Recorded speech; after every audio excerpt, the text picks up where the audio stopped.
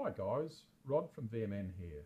As you know, I'm a neto e-commerce user, and I wanted to spend a little bit of time talking about the problems in the way neto generates barcodes and labels, because in my view, as having had years of experience in document production, the neto document production platform is probably 20 years plus behind what is best practice today. So let's just dive in and see what's wrong with it all. Okay, so we've dropped into neto here now. We've searched for a single product and we're going to print a barcode for it.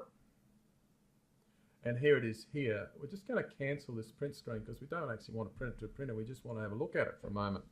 So the way that this has been generated is neto is using some sort of barcode producer which generates a bitmap, and it's then scaling this to some sort of arbitrary scale, which is the reason why some people are reporting barcode scanning issues in applications and returns from Australia Post and the like. So let's have a look. Let's just open this image up in a new tab and see what it looks like. Now, it's tiny. It's tiny. It's 113 pixels by 45. The Zebra printer is a 203 dot per inch device.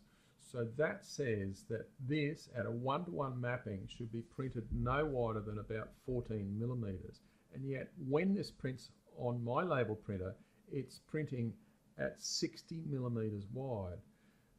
That means it's being produced at 48 pixels per inch, which is just insufficient. So what do we do about it? Well, there is a way, and let's have a look at that.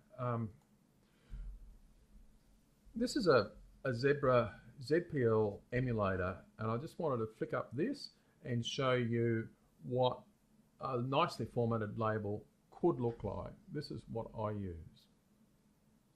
And let's have a look at the ZPL that's driving it. ZPL is the Zebra print language. It predates Windows. It was designed for mainframe printers. It was designed for industrial printers across a factory environment running across RS-485 networks and things like that. Now we are using these as a general purpose printer, and unless you understand how they work, you're going to continue to come across problems like neto have, because we're using the printer in ways that it was never designed to do. This is its native format. If you want the best quality barcodes, you have to print in ZPL. Now, it's quite a large language. There's a 1,500 page document, so not everybody wants to dive in and do that, but I can create these for you.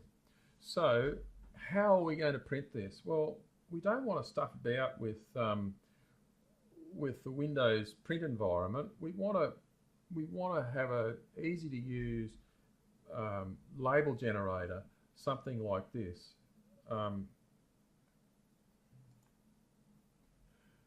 And that is here.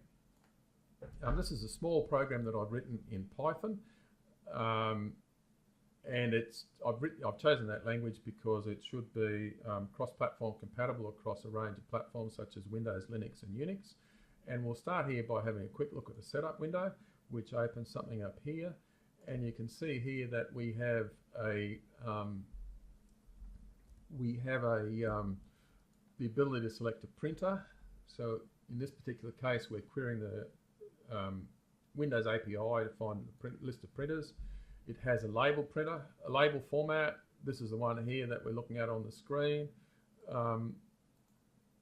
And our neto API and URL keys, and also an option to print directly across the network from your printer, from your computer to your printer if you're lucky enough to have it connected on the network. You just need to type in your IP address, a port number, and change this number to 1. So I've also allowed a CSV input. So this one here will just print one copy to this format of a label, of a CSV file that's been generated from within the neto backend. But the more important one, this is the one that I think is of more interest to people, is the neto API environment. and basically you just need to type in, I think that was the one that we used, just need to type in the SKU, define the number of labels, and get it from the Neto API, and print the darn thing. You'll see there was a slight pause there, the button stayed in while it was working, and that was the time it took to go out and find the label. If you needed to print 1,000 labels, this number here would have been included in the ZPL here, and you would get those number of labels. So guys, here is an alternate to produce labels from within Neto that are standards compliant, will scan reliably the moment that anyone scans them, and just fixes the problems that Neto have got in this distributed printing environment that the web-based browser is. To do this sort of thing, you really need access from your side of the network, and that's not something that is allowed in a web-based environment. So thanks for watching. Before we go, we'll just have a look at these labels and take it from there. If you think that there's something here that could be of use to you, then please contact me via the forum. My name is Rod Webster. Search for me on Facebook. This is the label that we were looking at before. The top one is the actual Neto label, and the lower one is the one that I've generated using ZPL. So the issue with the top one comes back to that arbitrary scaling happening within the browser. It matters whether you've got margins on, you've got margins off, and what the printer's trying to do is interpret which pixel it should turn on and off, and it can't always get that right. So the elements are not clear, and therefore sometimes the ratios between narrow and wide bars have been broken, and therefore the label will fail to scan at print time, at scan time. So there you have it, guys. That's the problems that I've seen and my workaround, so that we can get clear labels being produced for your e-commerce requirements on the Neto platform.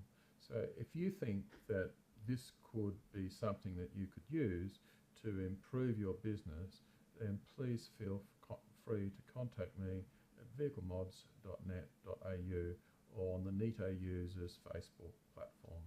Thanks very much for watching this. I hope it's been informative. Sorry it's been a bit long.